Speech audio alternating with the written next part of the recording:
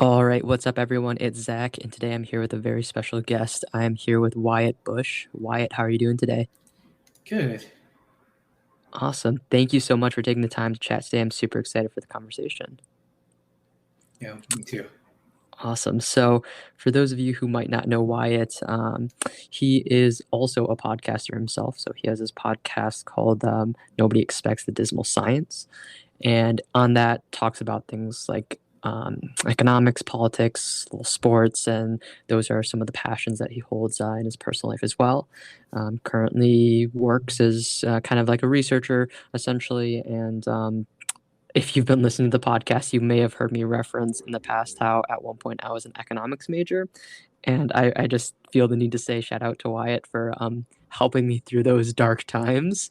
Um, Wyatt actually, we connected because he actually helped tutor me in econ, and those rough classes would have been a lot rougher if it wasn't for him. So thank you, Wyatt, for that. But just a little bit about him. Do you mind kind of talking a little bit about your background, who you are, what you're up to, all that good stuff? Yeah, sure. I mean, I think you did a pretty good job explaining it already. But like me personally, I know some people are they can hear me talk and stuff and think like, wow, this guy must be crazy good at statistics and stuff like that. And no, that's actually not really the case. I personally am not, and that's actually one of the reasons why I quit trying to academically pursue economics in grad school.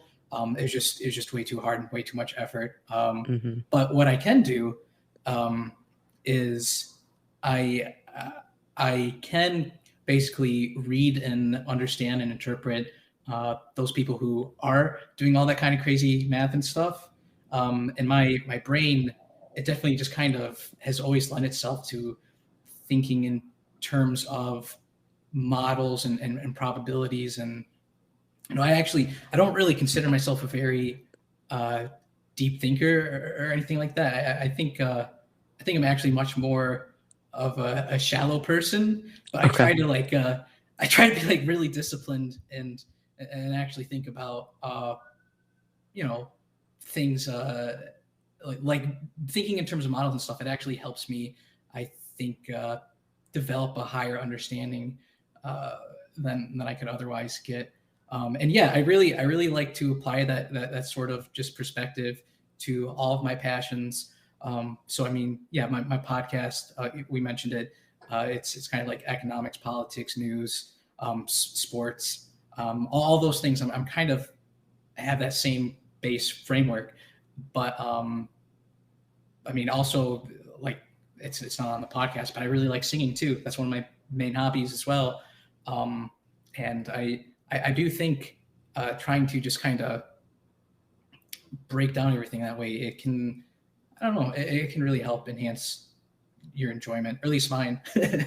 Right. And that's interesting that you said that because I think of like economics, for example, like I think of how that makes sense to utilize like models and to break it down that I'm sure that's kind of like the basis of a lot of economics courses or what would be beneficial. But then hearing you kind of have that same model or approach with other things, I think is really fascinating. And that was actually something I was going to ask you. Like, do you take that approach with other things? And it sounds like you kind of do when it comes to other things like, sports or singing, for example. Yeah, I mean, I genuinely really do. And so for for those who aren't aware, which I imagine just about everybody, I also have a little blog here that's it's called LaoWyatt.net, and that's spelled LaoWyatt.net. And the most recent post there, I mean, we can get into it a bit too. It's just like a very introspective deep dive and into how exactly I made about $16,500 sports gambling in the past year after it was legalized in Michigan. But it's also hard to say, but it's like as much as an exhortation to not gamble and not try to do what Hmm. I did. And that's not because I think gambling is inherently wrong. Just I think I think it takes kind of like a peculiar personality type to actually do what I did. And if you do happen to have that personality type, I I think I describe in great detail how you can replicate it. But anyway, there's a little section in there where I start talking about models, and I think everybody, when they operate even the most basic tasks, I generally do think they are using some sort of model, even if they don't realize it. It's just something that's not very developed. So like the example that I used is, like, if I'm taking a shower, my very simple understanding, my very simple model is I turn my shower faucet like handle to the left, and then warm water is going to come down from the shower faucet. That's all my model is, right? Hmm. I don't have much understanding. There's a huge unknown component there, and if that doesn't happen to work for some reason, then I'm in trouble, and I might need to get a maintenance worker or somebody else like that who has a much higher understanding to. In this case, I don't really care how a shower faucet works, so maybe not so much to explain to me how it works, but at least Right. go and fix it, right? Yeah. Yeah, and that's interesting that kind of like I feel like when we hear the word model or even hearing you explain the idea of models, I was kind of thinking of something very complex, something very, high level thinking, but using that shower example that you had, I think it doesn't have to like our models of things don't have to be complex and like that's your model of taking a shower, but like someone that, maybe is a plumber and that's what they do for work, their model of how a shower operates is probably a lot more in depth than anything you'd ever fathom to think about. Exactly. Like, and this was something. It. I honestly find it one of the reasons why I find economics so refreshing is I can just kind of look at a paper, see like what sort of look at the mathematical equation that's like the main thesis of it or whatever, and I can see like, okay, this is what they're saying. These are the assumptions that they're trying to make. These are the claims that they're making. I'm at a point where I can usually make that determination just by looking at all this and stuff in a few minutes. Even if I don't, like, I really don't understand oftentimes, other than like the most basic stuff, what the underlying mathematical implications of everything they're doing. But if it's published in like a major journal or something, I can be like, okay, I assume it's been peer reviewed at this point enough that the people who are doing this, they actually they actually are signing off and saying the math makes sense. Right. Um, and I think that that kind of, I mean, you were kind of talking about, I guess, some of your, I guess, mathematical impediment was happening a bit before me. Right. But yeah, like I personally get frustrated sometimes when I am sent like or like recommended a really long article or philosopher or something, and it's just like all these words, and it can be Mhm. super dense, and I'm like, I don't know, you're using an awful lot of words to say very little in my Right. perspective, where I can look at this one econ paper, try to see what claims are being made in a few minutes and stuff, and it's like if certain things are as important as you say they are, I don't think it should be terribly difficult to come up with some sort of math to prove that they are that important, right? Sure. Right. So it's Okay. all about, it's not about ever like having a perfect understanding. Mhm. There's always uncertainty involved, but I think there's a lot you can do to help narrow uh, your uncertainty by like trying to come up even with a very informal model, and kind of just seeing where it takes you. Definitely. Yeah, I think that that makes a lot of sense, and, like you said, it doesn't have to be super well thought out or formal, it can be that informal model that helps us kind of make sense of what we're looking at or, what we're doing in our lives, so I think that that's really interesting, and, um, you know, as I mentioned in the intro and as you've covered a little bit, you're very passionate and into economics, from a general standpoint, I feel like econ is something that people around our age maybe don't like they don't pay attention to as much or don't care as much about or just that like the economic or I guess I just think of like politics, right? Like for a lot of people that maybe are having political conversations, a lot of it's like more social values and stuff like that. It's not necessarily like, oh, I support this person because of their economic standpoints or anything. So I guess my question for you, Wyatt, is like, why why is economics important, or why do you find it important or valuable to learn and be knowledgeable on? So a lot of people hear economics and they think it's just involving money or Hmm. finance or something, and that's not even close to why I'm interested or why I think it's important. Um, I th- to me, economics at the end of the day, and this is something I take very seriously, is it's essentially trying to determine how exactly do you maximize societal welfare.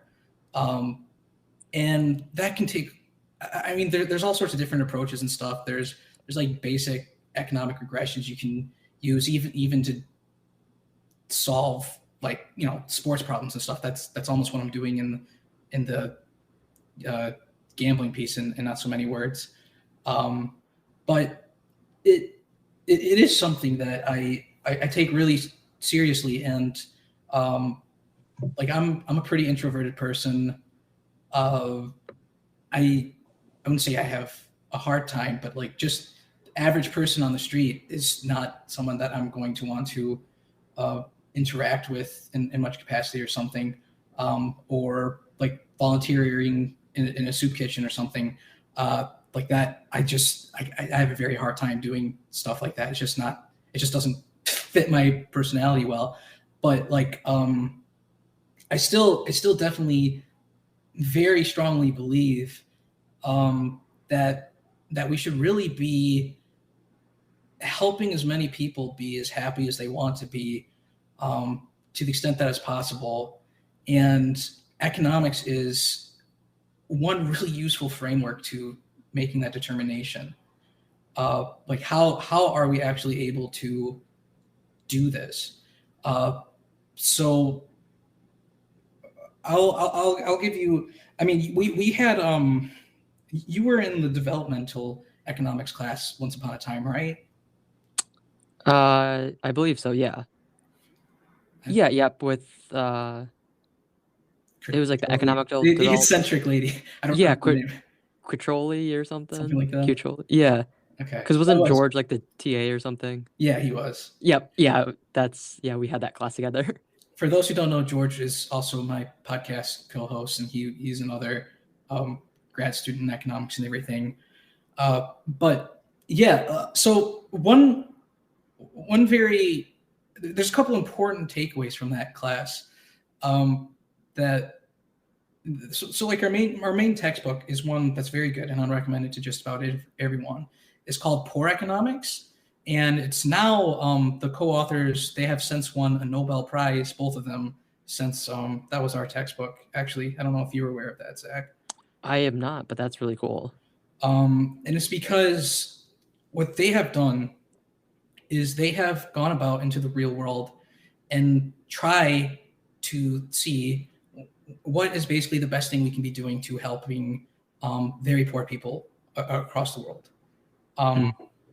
and to do that, it's not a very straightforward thing.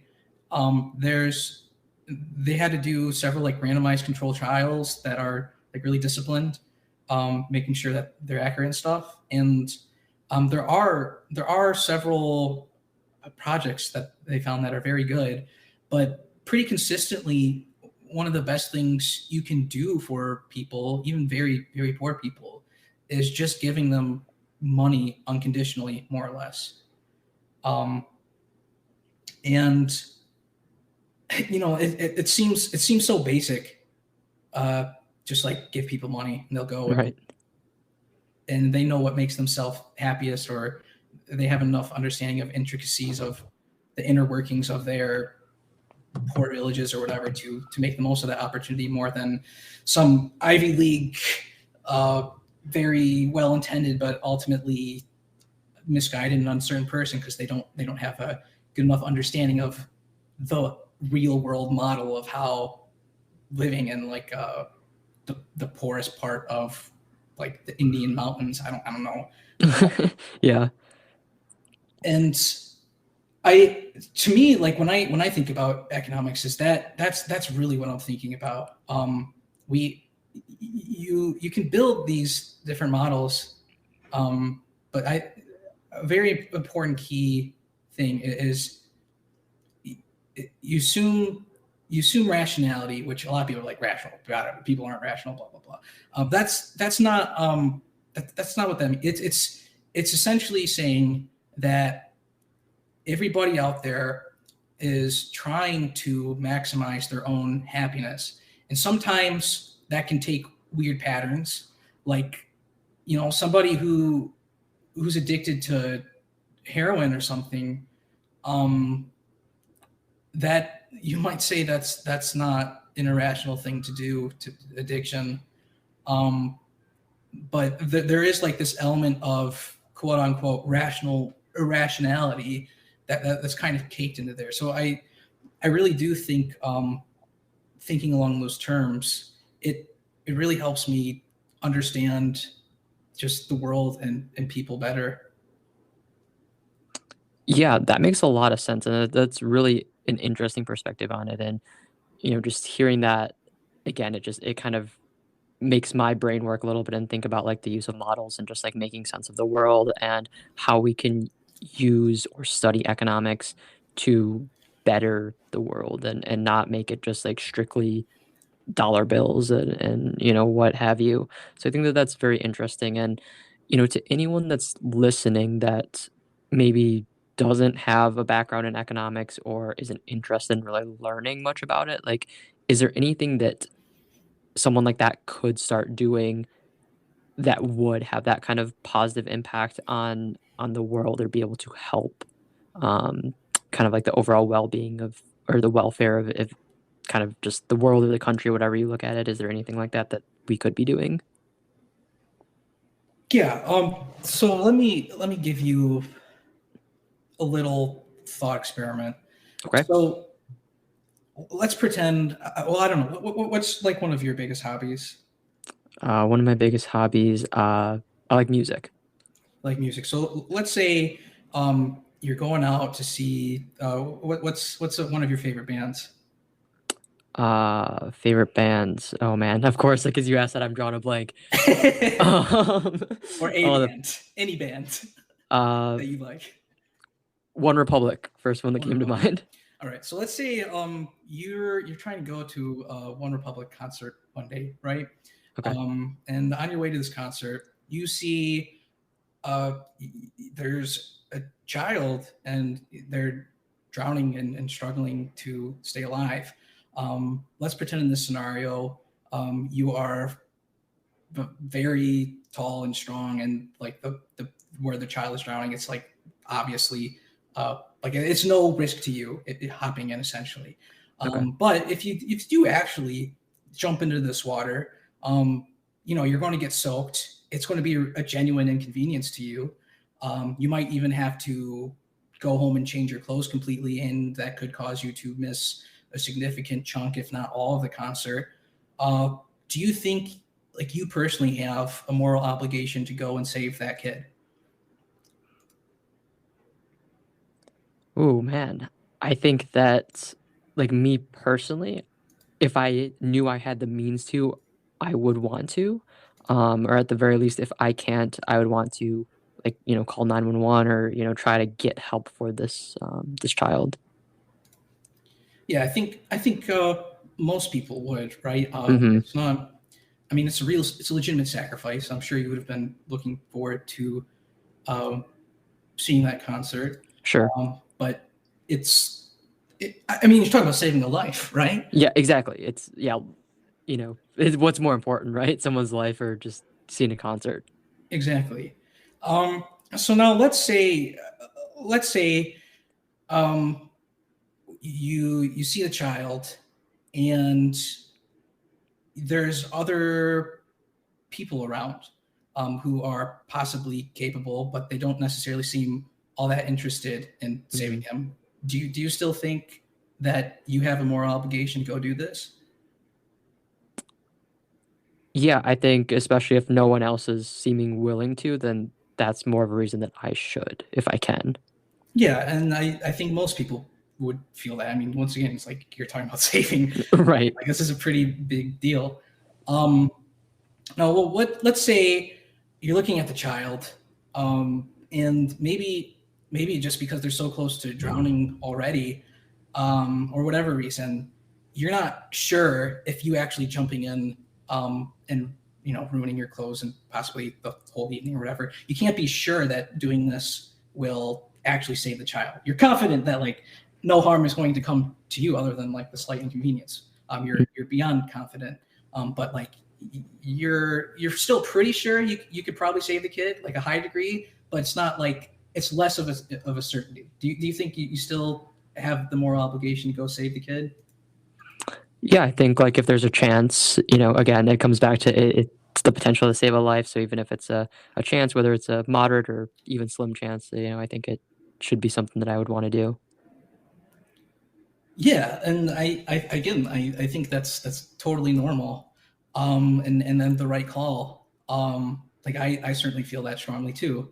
Um, do you think it would make a difference if, let's say, just 1 week ago you happened to be going on the same path, same circumstances, and there was another kid here who had fallen Okay. in, and you'd already pulled them out? Do you think in that current situation it makes any difference of whether or not you have like a moral imperative to go save the kid who's currently drowning? No, I don't think so. I think I'd still want to do it if I could. And yeah, I think basically everybody feels like that. And I don't Right. know, maybe uh, drowning is one of the uh, most major causes of the death of young kids in the U.S. I don't know if you're aware of that or not. No. Um, It's not. it yeah, actually, I nearly drowned as a kid, Oh but I wow. didn't, thankfully. But I don't think, like, even if you're like, well, this drowning problem in the United States we have, uh, we just because we have this giant drowning problem, that doesn't really change whether or not you should save somebody that you can actively see. You might not be certain if they're drowning or not, like, but like if you have the ability to save them, then you still feel obligated. Like you have to go rescue them. Like who cares Right. about all these other drowning kids, right? Yeah. Um, so I guess related to all of that, do you think if you still had this ability, but it just happens that this child is dying, drowning far away in another country, but you still have the equal means to go save them, albeit at a slight, like no danger, but a slight inconvenience to yourself? Do you think um, that just the geography or nationality of the person who's drowning, do you think that makes any difference to your moral obligation to save them? No. Yeah. So then I guess my question, I would posit to you and anyone listening then, is if you still agree to me with every point, is why aren't you making a small donation, like right now, to one of these organizations that has the backing of, like, say, Poor Economics, that is actually capable with a high degree of certainty to very cost effectively go save the life of a child? Mm.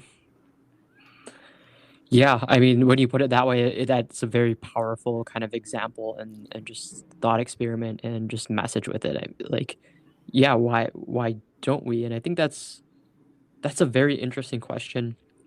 I think to ask ourselves, but also to ask just society as a general population. Like you kind of said with that. I mean, if we're willing to not like risk our lives, but maybe minorly inconvenience ourselves, but it makes a huge difference and can save a life. The same principle to me applies about like even if you make like a small donation, like that might be like a minor inconvenience financially, but the gains that someone will get from it could be life changing or life saving. Yeah, and that's to me, like, I think I think it's kind of just partially who I am. Part of that is also like having this background in economics and just thinking and models and these things. But like I just see that child very clearly, even with the degrees of uncertainty and stuff. And this one thing I did with my gambling winnings is I donated $4,500 to the malaria consortium on with that money. And the reason why I chose that amount is because there's basically this nonprofit called GiveWell. I recommend it to everybody to go check it out. But they are these academics, and they're also like philanthropists, and they're very dedicated.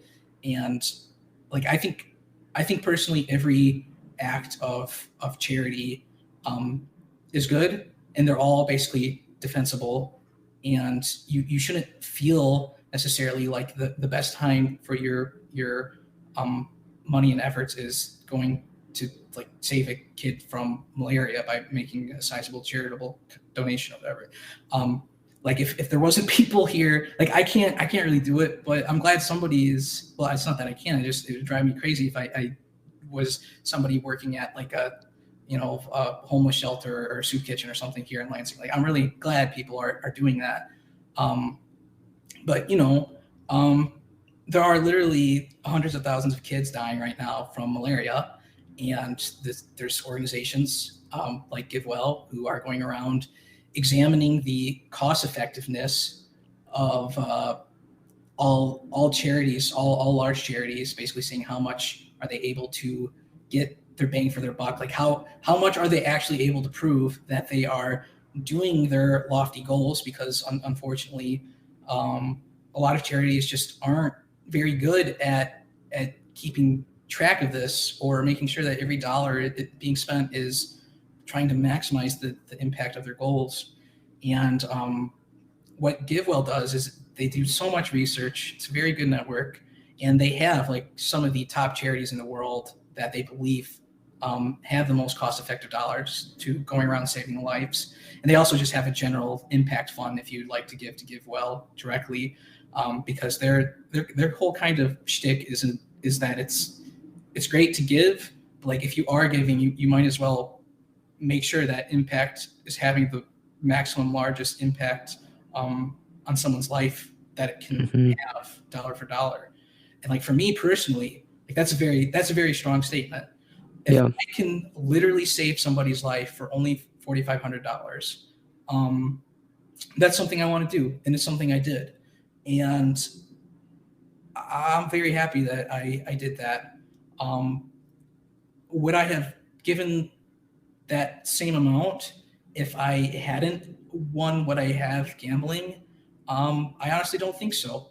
And it's up to everybody to kind of make that determination of what they're comfortable with spending their dollars and time where they think it's best. And like I'm a very non-judgmental person of where you think that is, because this is again like kind of my economics background, where I broadly speaking assume everybody is spending their time and money in something resembling rationality way that makes them the most happy. And I would hope that, giving the thought experiment I had, that possibly foregoing a few maybe a concert or some particularly expensive items of clothing or something, making like a non-trivial but real, don't get me wrong, definitely a real sacrifice, but foregoing that to help put your money towards a goal of saving a child dying of malaria. I hope that's something people take as seriously as like me and my economics background. So that's a very long path of I don't even remember what the original question was, but it's just kind of how this is like economic thinking. Yeah. But it's very, it gets a reputation as a field for being very selfish and whatever. But to me, I just don't see it that way at all. I disagree very strongly with it, in fact, and I think this is the sort of framework you can really start applying elsewhere as well. Like a lot of people, like I am like genuinely hesitant sometimes to talk about my sports gambling and stuff, because it wasn't easy. I enjoyed it all the time I was doing it, but gambling isn't my hobby. That's not where my passion is. My passion is sports. I can easily imagine my life without gambling, but not so easily imagine it without sports. Right. That's a frightening thought. Um, but what gambling has done for me is it's allowed me to really, like, once you put your money down, it's time to, like, words are win, man. It's shut up and like, what do you really know? And it's hard. It's really hard to beat Vegas. That's why most people don't do it. But for me, it never felt super hard, because kind of I knew what I was doing. I was able to follow the advice of people who are more statistically sound, who know what they're doing even better than me. And I'm kind of able to interpret that in my mind and develop like an informal model of sorts to help enable me to win that money. And it's replicable, but it might not be for a lot of people. And once I got that money, I was very happy that I was able to actually put it to something as significant as saving someone's life, I suppose. Yeah, I mean, it's a phenomenal kind of experience and story that you have with it, and um, like you mentioned, it is the recent post that you have on your blog. So definitely, um, I'll link that in the description of the episode. So if you're listening to this and want to read about it, please go do and check it out, because it's pretty fascinating to think about. Um, just the impact that you took a passion of sports and dabbled in something kind of new and new in Michigan, at least, with gambling, and combined it, and then have turned it into something that has positively impacted a life or lives, through charitable cause. So I think that's really cool and interesting. And moving forward, since you have had that success, like, do you think that gambling is going to be something that you're gonna like sports gambling is gonna be something you continue to do, just whether it's like leisurely for fun or with the same intent of I'm gonna try to replicate this, and same thing, like if I make a large sum, I'm gonna, try to donate or give back in some way with it.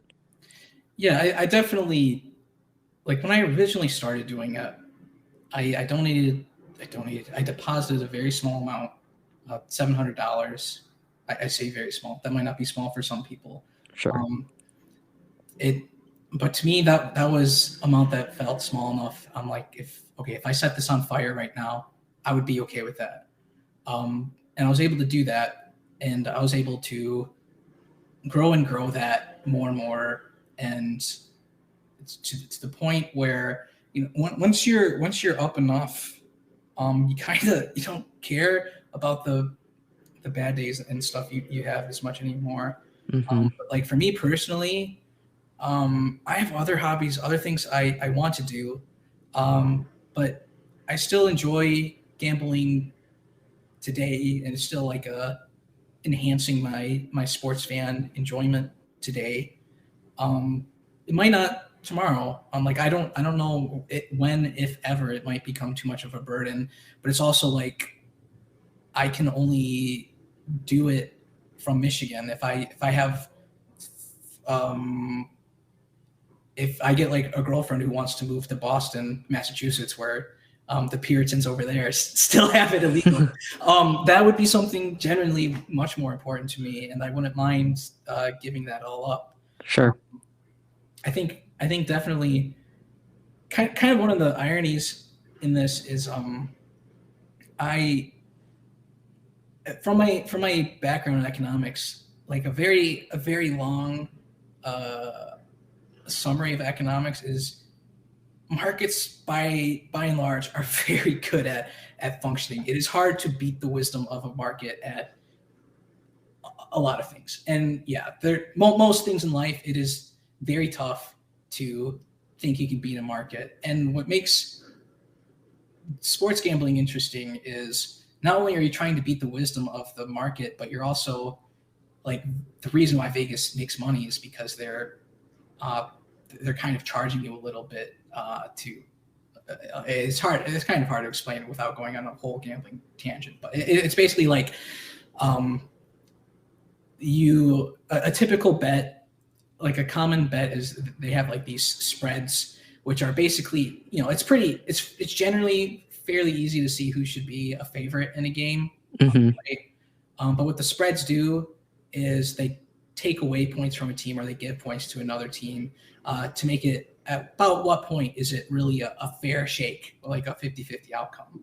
So like in the Super Bowl, I believe the line closed at the Rams being 4.5 points favorite. Like, are they 4.5 points better than the Bengals? Shoot, I don't even remember where I was started with this. What were we talking about? Just kind of like if you think gambling is going to be something you continue to do, or is it going to be something for fun? Is it going to be something to try to replicate and donate again in the future? Just kind of that stuff. Yeah, it's definitely something I hope to replicate. Okay. Even now, I just kind of like shut it down because it was like I could literally talk about this all day, but it's like genuinely, gambling isn't the important thing here.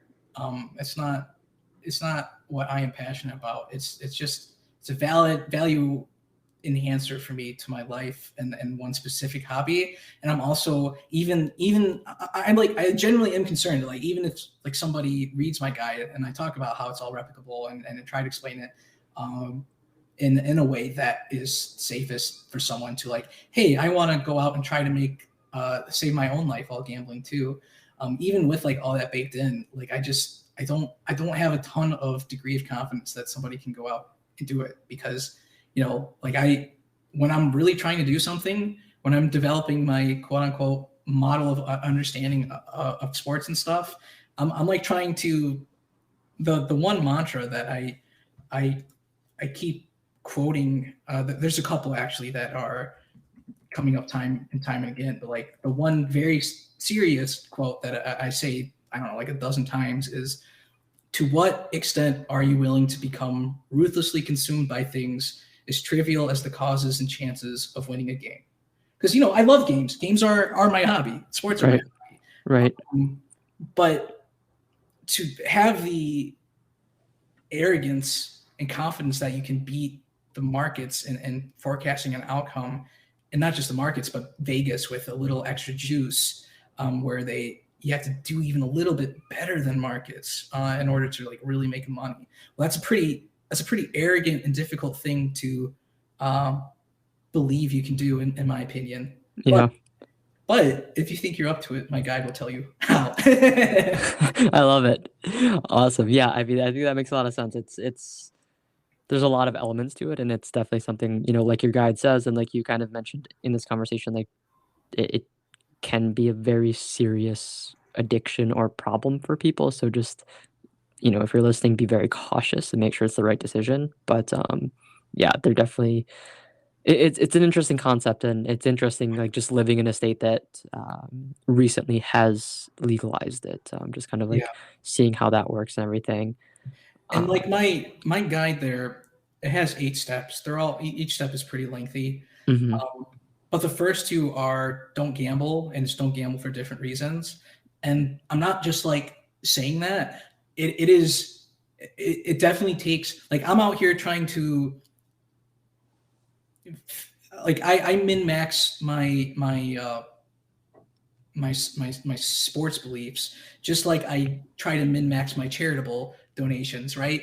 That's like my internal, that's just who I am. I want the highest level understanding of things if I'm passionate about and trying to set up out and do it. And like, not everybody's out here trying to maximize the impact that their charitable donations are trying to make. But for me, like personally, I have a hard time wanting to do anything but that.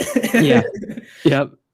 So Yeah, that definitely makes sense. I appreciate the insight on that. Something that I've kind of thought of throughout this conversation, and I'm not sure really if you have opinions on it or, strong opinions of that, but thinking about like economics, something that came to mind was, do you have any thoughts on like this current, like modern push in things like cryptocurrencies and NFTs and all that? Like, any thoughts on like that in general or how that impacts the markets or just the economy? oh That yeah, could be a I slippery mean, slope. yeah, this is I do. I'm hardly some expert on this. Sure. But I'm very skeptical overall of crypto and NFTs. It has some applications. Like if I was living under like a tyrannical government that I'm afraid and concerned that is possibly tracking my money, crypto is definitely one thing I would like seriously consider and would even urge people to do. But it's also kind of relatedly, um, it seems to be used for financing criminal enterprises a lot. Right. And everything kind of associated with that. But I think a lot of people are trying to treat crypto as kind of like this easy lottery ticket. Yeah. And I just don't see it. And I think if anybody's trying to tell you that, this is some next huge phase, or this is the next great innovation, it's usually not wise to put too much personal investment in that sort of thing. So like me personally, I actually do have a little bit of crypto. Ironically, most of it I won off of bets. Or maybe that's not ironic. It's like it's not like it's never something I have tried to really collect or would recommend to anyone. Like if you want easy money, well, I'll tell you that the best way to earn money that appreciates at a rate at about 10% every year without you doing hardly anything is just putting it in an index fund, 401k. That's how you really make money, man. Yeah. That's going to compound, and it's how you flip $10,000 saved today into $1 million 40 years in the future. That's the real cheat code. But everybody chasing lottery tickets with crypto or like literal lottery tickets gambling. I think that's pretty unwise. Yeah, it's kind of like that, instant gratification versus delayed gratification, right?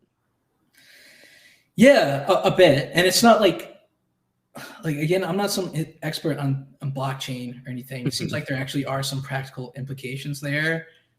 It's just to me, for a battery of reasons, I think the U.S. government and the Federal Reserve do a very good job Yeah. operating U.S. dollars as a currency, and we have had inflation lately quite a bit, but that still it is like I don't see any real reason why you should be investing in crypto technology over the dollar. And it might even be that like the best applications of crypto get incorporated into future US dollars anyway. Hmm. I've seen some speculation of this, just not much, but it could happen. And like if you're talking about what money really is, because that's the whole point of crypto. It's supposed to be the money of the future, right? Right. Um, how much price fluctuation do you have on a day-to-day basis of trying to spend US dollars? Like even now with inflation the highest it's been in decades, it's essentially none, Right. right? You're not worried about how much value your dollars are going to have when you go to the store tomorrow. Right. Meanwhile, like Bitcoin loses like a fifth of its value continually. And you know, there are other like cryptocurrencies that are trying to incorporate price stability as like one of the major functions. But like, if their whole point of these technologies is to be some sort of currency, one of the main reasons people use currency is to store value over time. Yeah. So like, it's not supposed to be like a speculative asset where nobody want, like, you don't have currency to not spend it because you think it might be worth Right. 50% more in the future. Like, that totally defeats the point of money. You want to be facilitating transactions, not destroying them. Yeah, I think that's a really good way to look at it, and just something that, I mean, that makes complete sense to me, but I didn't really think about it in that sense until, like, hearing you say that. I'm like, yeah, like, that's a really good point on just kind of like the application of it. Yeah. I wish I had invested in Bitcoin a bit more when I was first hearing about it like 15 years ago. Sure. I do not have any desire to park more of my money into it today. Very fair. Awesome. And so Wyatt, I know that you're a big sports guy. You mentioned that's a big passion of yours. I know from like our conversations, like off the record and stuff, I know you're really into hockey, really into football. Are you a baseball fan? No, Remind me. No? actually, Okay. it's kind of funny where like I'll go to 538 and read some baseball articles there and stuff. Baseball seems like such an interesting game to like be designed for somebody like me, where Yeah. you can get like super granular data going back Yeah. to the pitch location of a ball that was thrown 80 years ago. But like, I watching it played, I just have no enjoyment whatsoever. Okay. I find it just way too slow, and yeah. Okay. That's fair. No, I was curious about like kind of, yeah, like you said, with all the data and stuff, if that's something you ever dived into. Um, But yeah, so going into football, I know because I'm a fan of hockey, but I don't know it nearly as well as a hockey fan. So I feel like between the two of us, like football might be our middle ground, per se. So, I'm curious. We just finished the last season Super Bowl. It was just the other week or so. What are your thoughts about our very own Detroit Lions moving into the future? Oh, they suck. They're going to suck for a while, if Okay, not for all their history. really? You You don't know, have hope? I don't. I find having the lowest expectations for the Detroit Lions is a really good framework, because everything they do from this point forward is going to be awesome. But they have not won a playoff game in either of our lifetimes. Right. They have only won one in my father's lifetime. they Yep. they are they actually, off the top of my head, I know this because it's so painful, such a painful record. They have played 14 playoff games in their franchise history, and they've only won one of them. That is Wow. almost impossibly hard to do. Just from random chance, a Yeah, crappy team should be able to win more than 1 out of 14 playoff games, that's but they true. can't. And the reason why they can't is because I'm pretty sure they're a cursed franchise, and we should just accept that and move on. And if they win a single playoff game in my lifetime, they will have exceeded my expectations, and it'll be the happiest day of my life. So Okay.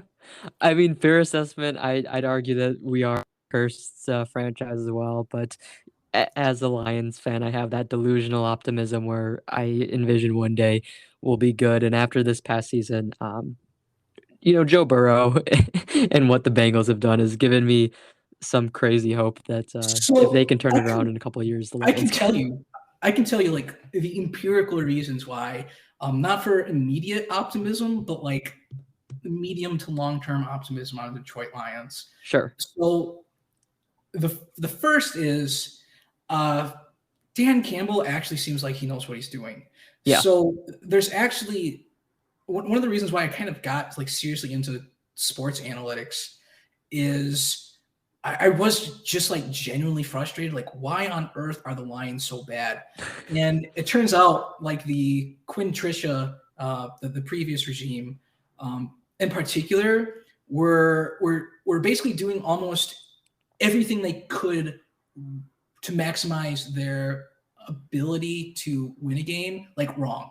They're doing so much stupid stuff. They have Matthew Stafford, who just demonstrated with the Rams that he is perfectly capable of being, maybe not like some super elite quarterback, but definitely like a top 8 guy, I think, uncontroversially. Slinger, very talented passer. And what was the Quinn Trisha regime focus on? Well, they were one of the most run happy teams in the league. And you might just look at run pass splits and be like, oh, look at the Lions are passing a bunch. But no, you have to understand behind those the context. Where one of the reasons why we were passing so much is because we were often behind and losing in games. Sure. And why we were often behind and losing in games is because they were obsessed with running it up the middle for like 2 and 3 yard gains that were going nowhere. Right. And they were basically doing the dumbest things possible until the games would get out of hand. And then they would try to actually be like, oh, okay, Matthew, go out and try to win this game after we just burned half of it for no reason. Yep.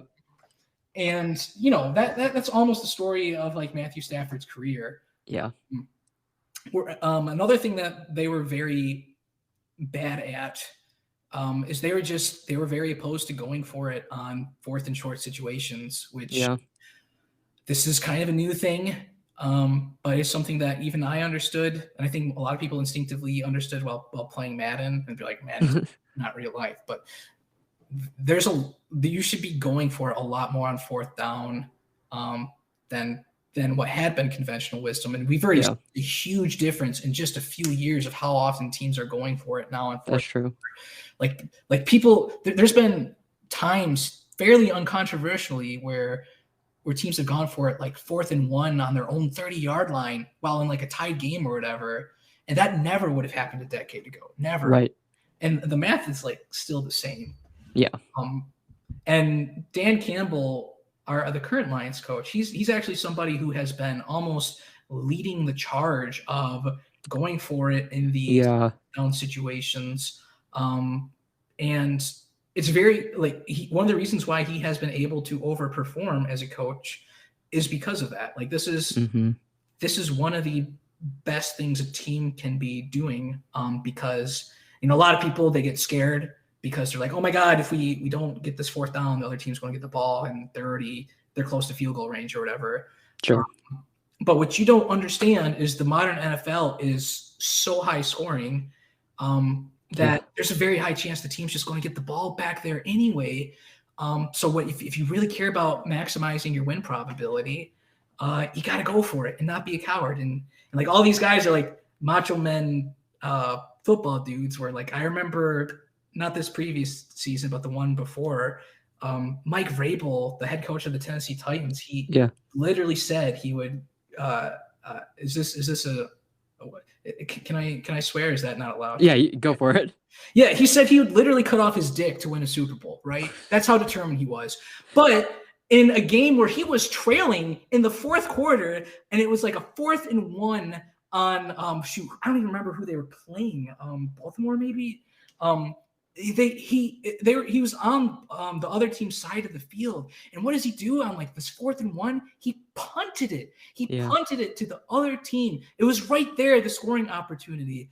I'm like, how can you say these things? Like, I'll do anything to win a Super Bowl, but you can't make this super basic, like mathematical determination that it's not even close in that situation to what maximizes your win probability. So that's just once again, this is kind of like the whole economics talking about like, opportunity cost of like doing the wrong thing here and stuff. It's really easy to especially in something like football where there's a lot of it seems to be outcome dependent. Or like you go for it on 4th down and you don't get it, then that seems quite bad.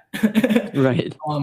But it's a lot harder to see in that circumstance. Well, what would have happened if you what should you expect to happen if you punted it and the team got the ball anyway, right? Sure. Yeah.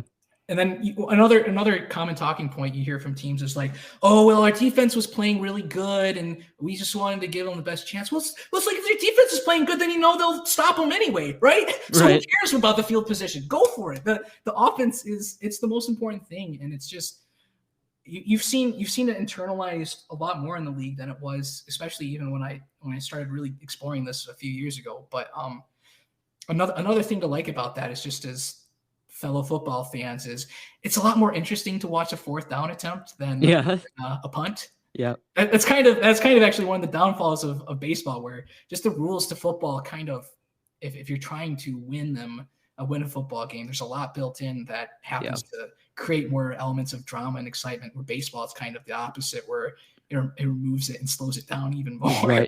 Right. Definitely. And you mentioned like winning a football game, so I have to ask, because I have a lot of thoughts and I've had a lot of conversations about this. What do you think about the overtime rules for the NFL? I don't have too much opinion on this. Okay. Maybe you can't just play forever. I just don't. I don't. I would rather talk about other things. Okay, fair. That's fair. Yeah, I mean, that's understandable, and I think you did bring up some good points with maybe some positives for Lions fans.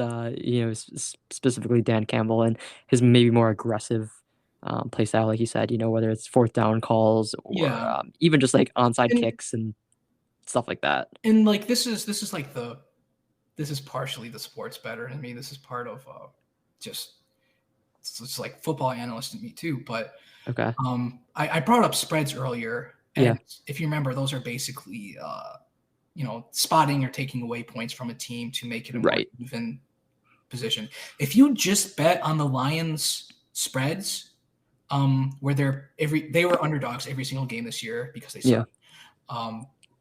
But if you just did that, these are supposed to basically make it a 50-50 proposition. But the Lions' record against the spread was like 13-4 or something like that, which suggests that throughout the entire year, Dan Campbell was able to pretty significantly exceed the expectations that were built, not just, I imagine, internally, but relative to like literally everybody else who's out there watching football and betting on it, right? Yeah. And I've explained some of the reasons why he was able to do that. It might just be we got kind of lucky, but sure. I just personally, as an outsider, I see there do exist genuine edges in the game, and some teams understand them and other teams don't. Dan Campbell seems to be one of those guys who generally does kind of get it and gets the best out of his players as a consequence. But unfortunately for him and us, the most important thing in determining the outcome of a football game is how good is your quarterback. Yeah. And I'm sorry, but Jared Goff and just like giant question mark in the future isn't it. Yeah. Definitely a very good point. And I think that, I've actually always been a fan of Jared Goff, but this past season has been, and it's not all his fault, but it's been a little disappointing of a year. And like you said, the future of the quarterback position is pretty uncertain for Detroit. And, unfortunately, I guess you could say, this April when the 2022 NFL draft comes up, we have the second overall pick, but there's not really that, top talent quarterback this year. Even if there was like a number one consensus quarterback, Jacksonville has the first pick. So unless they really want to throw away their faith in Trevor Lawrence, I mean, the Lions would get that quarterback. So, it's uncertain. I mean, I don't see the Lions making a huge jump next year. So maybe 2023, there might be a better prospect for quarterback. Another reason kind of for optimism, just given all I've said, is if you look around in the NFC, there honestly just isn't much quarterback talent either. Like one of the reasons the Rams got to the Super Bowl is Matthew Stafford's pretty good. Yeah. But they also probably have the best supporting cast of any team in the NFL. Like Aaron Donald is insanely good. Yeah. So is Jalen Ramsey. Not as good as Donald, but still really good. And someone like Cooper Kupp with Matthew Stafford at quarterback was able to like have a transcendent season almost. Right. But like overall, with no Tom Brady, if there's almost no good like truly amazing quarterbacks left in the NFC, which creates a pretty easy path there, especially to the AFC, where like you have Mahomes, you have Josh Allen, you have Joe Burrow, you have Justin Herbert, like Derek Carr. If he was an NFC quarterback, he's probably in the top 5, I would say. Yeah. Like kind of undisputably. But I'm thinking right now, I'm just like, there's even speculation that Aaron Rodgers might get traded to like the Denver Broncos or something. Yeah. It's like if Rodgers is out of the picture, then I guess you're left with the aging Russell Wilson, who wasn't very good this past year because he was hurt for so much of it, and Matthew Stafford, and that's kind of like it. There's just a Dak Prescott, Dallas, he's pretty good, but I'm not very scared by Dak Prescott. So that's another reason. Just like there doesn't seem to be an immediate crop of quarterbacks that the Lions can seize. But if we do somehow get one this year or next year, that would put them, I think, in a really good position to be a very good team. Yeah, I think you have a good point there. Yeah. It's almost like I think about football enough to win thousands of dollars from betting on it. Who would have thought, right? Yeah. Awesome. Well, Wyatt, it's been a great conversation. I appreciate you, sharing a lot of your insight with, your gambling and how that led to the charitable donation you're able to make, and just, your thoughts on all things from economics to how we can apply models in our everyday life. And as a sports fan, I love our discussion about the Lions and that, train wreck of a franchise that we unfortunately so choose to support. But, as we're wrapping things up, do you have any like last thoughts or message that you want to give to anyone that's listening?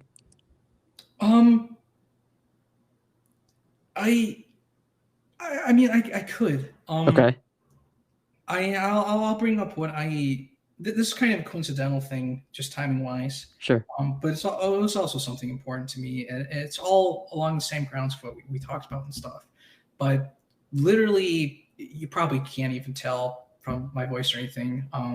But like 3 weeks ago, I donated my kidney to a complete stranger. I don't know. Oh, wow. That was like several months involved thing. I had to get more blood draws and tests done as a healthy adult male than I ever had in my life. But just another very powerful thing about that circumstance is because I stepped in as a complete outsider, no connection to anyone. There's actually these networks that develop. They call kidney chains, where essentially somebody has someone who's willing to donate a kidney, but they aren't a match for the person they care about. And what happens is these sort of people, they link up with each other, but they need somebody to come in and kind of trigger off this kidney chain to get that first match that finally gets everybody committed and everybody paired. And I know personally, my donation, it was able to trigger at least 3 so far, I believe, with the 4th that has been scheduled.